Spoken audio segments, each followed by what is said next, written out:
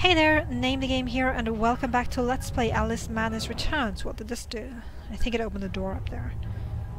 So just make sure that I'm not missing anything. I think I got everything out. I did. And those are pressure pads, so the door will slowly close behind me. Very slowly, actually. You got plenty of time to do this. And what is this thing? Where did that come from? It looks like, I don't know, some kind of cover, like an air vent cover or something. It's kind of weird that it's just lying there randomly. I like it though, I really like its design. And I also love how you can actually move in these door opening cutscenes and whatnot.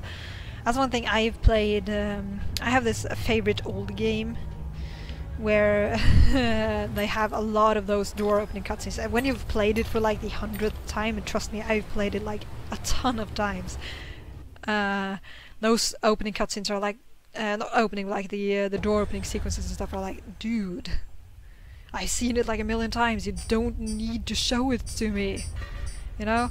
And here we have a new thing, and it's actually making a really obnoxious noise. Let's pick it up. Some monster floors are weak and can be destroyed. Yeah. That was the clockwork bomb, as the game kind of tells us right now, and it will destroy weak surfaces, and it's a pretty neat gimmick. I'll get into all of what it does eventually, but for now we're gonna use it to find our way into this place. So yeah, Alice has this little clock thing. Stopwatch almost, which functions as a detonator. Detonator. And I don't think the detonation, like the explosion, will actually affect Alice's health if she stands too close to it. Oh hey, this is a magic mushroom growing out of the ground after we, you know, crates.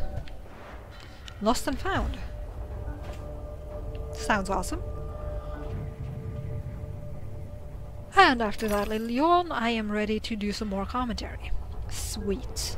And here we have, you can kind of see that that memory when you enter this area.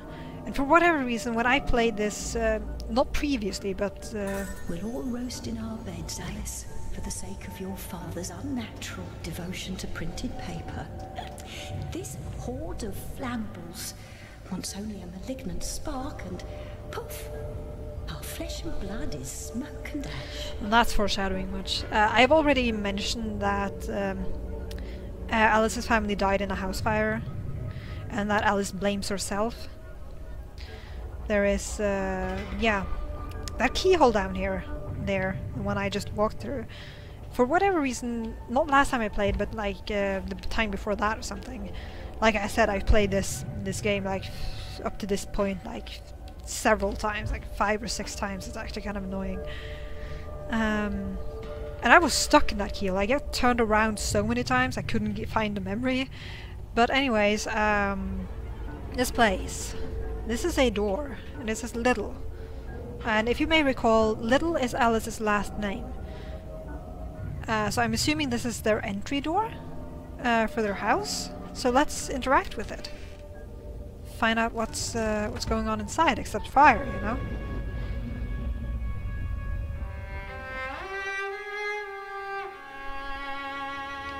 Our lovely library was a fire trap. A conflagration waiting to happen. Oh, that sucks. So yeah,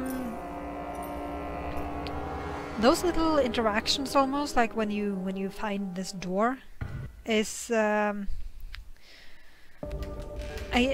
kind of is Alice getting some of her memory returned. Almost. When Alice has blah blah blah, Hysteria becomes available. Which is kind of cool. And if I get to... I died. I pressed the wrong button. I would very much like to continue, thank you very much. God, that's... I'm just horrible. And it's kind of the game kind of screws me over a little bit because it shows the signs for the keyboard, and I'm not using the keyboard. I'm using a controller. So it was like, oh god, press enter to enter fucking Hysteria. And I was like, but I don't use a keyboard. What is the button that I have to use for you know, oh, sorry. I lost my train of thought. But yeah, it's I know which button it is. I don't know why the game just decides to not be that helpful as to point out which buttons to use on the controller. It did before, it did previously. When I first played it, it did, but it doesn't do that now. And I have no idea why, because it definitely... And here it does. It's weird. But yeah, you have to... those switches are not timed at all. They kind of look like they're timed. And if you can't fill up the meter, like if you can't make the arrow go like 360 in before your pepper shots die out. What am I talking about? No. What's going to wake? No. Bad dream. A blasted good night. Hatter, I recall leaving you in a decrepit condition, but not in pieces. Oh, it's you. What's happened here? You've lost your hat, and some parts are missing. Missing indeed, though things being what they are. I barely missed their missing. As to what's happened, you should know that better than I. It's your place after all. I know my place. When did you ever know your place, or how to keep it? Now what's going on? That's going on. Round and up and down into my ears and through my eyes, not my nostrils, down my gullet and whining in my guts. Papa was exceedingly fond of trains. I don't like them much. You won't like this one at all. Nothing like when Mock Turtle was in charge of the looking glass line. This railroad's a bloody shambles. The stink is ferocious, the light blinding, the noise hellacious. Ah, quite, Hatter. I get the idea. A bad train. The world is upside down, Alice. Inmates run the asylum. No thanks. And worst of all, I've left tealess. Tragic. If I do help, will you help me in return? Cross my heart, if I had one. Find my limbs and toss them into the chute. Machines will do the rest. Be on your way now, that's a good girl. Best way out is through the croc face. Okay, so yeah, just as he says, we have to find his body parts. We have to find his arms and legs and put them back together. Only in Alice Madness Returns, I'm sure. Actually, you know, I'm not gonna say that. Because there are some crazy games out there. And I guess some of them might actually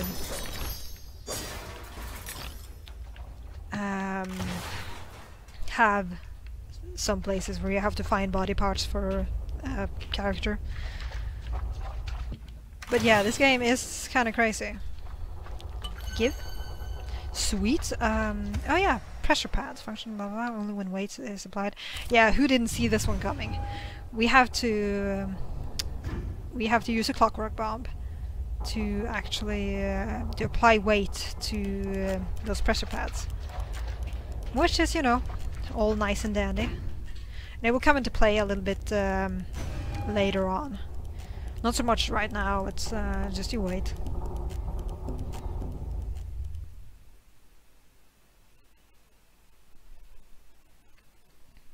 I hear a pig. And wow, what is this place?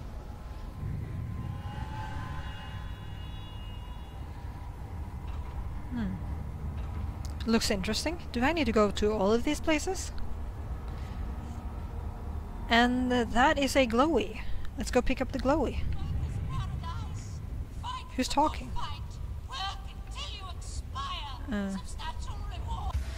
Yeah, this here is our block thing.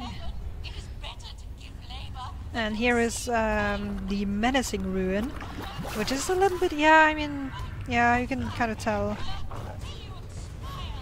And the thing with the umbrella is that it only works if you're